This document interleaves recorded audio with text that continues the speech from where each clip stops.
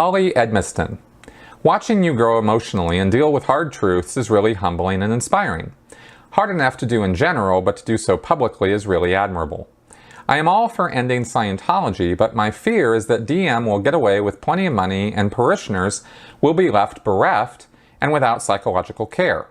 Do you think it would be better to have a quick end, or would a more gradual phasing out be better overall for the people still involved? Well, thank you very much, Holly. I really appreciate your kind words about my recent video and the work I've been doing here, and so thank you.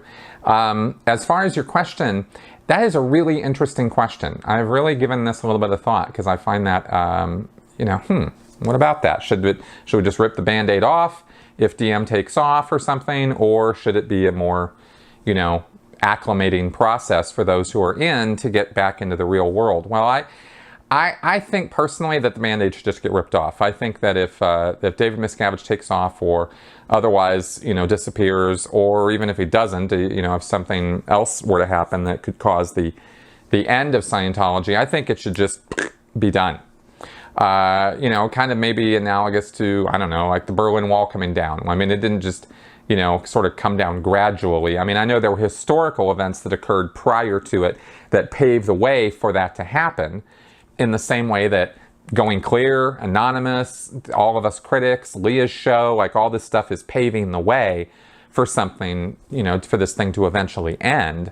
And I think when it does end, it needs to just end, just done, right?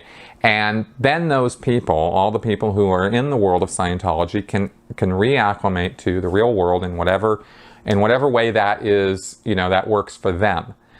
They can find their way and they can make it happen. There are very few people in Scientology who I would say are in real immediate need of any kind of emergency services or psychological or therapeutic help or something, like on a fairly fast basis. I would say people at the international base, especially those who have been subjugated to the whole. People who have maybe stuck, for years and years in the RPF, right?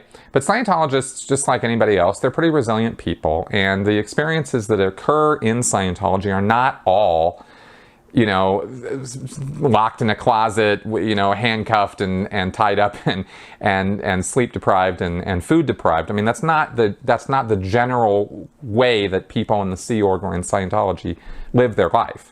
They have good days, they have bad days, they go to work, they do their thing, they laugh, they joke, they cry, they fall in love, they fall out of love. All the things that happen in life happen in the world of Scientology. So it's not like every single person who's ever been involved in Scientology is in desperate need of psychological help or is utterly ruined emotionally and physically, and mentally. It's not, it's a spectrum. And I've tried to be clear about the fact that it is a spectrum, with some people much worse off than others. It all depends on what kind of experiences they've had, how close to David Miscavige and his inner circle they've come, how or whether other forms of abusive behavior have occurred with them, like the Truth Rundown or the RPF, or extended ethics and justice actions carried out on them, or were they just a run-of-the-mill regular public Scientologist who came in, did some classes, did some auditing. Yeah, this was a big waste of time, and then that's done. They're out and they're done and they move on with their life. So it's really case by case. Okay, is I think what I'm trying to get across here. So I think from my own experience and from what I've observed and learned since I've left Scientology that I think it just being done, right, is the best way to go with that. And I hope that satisfies your question.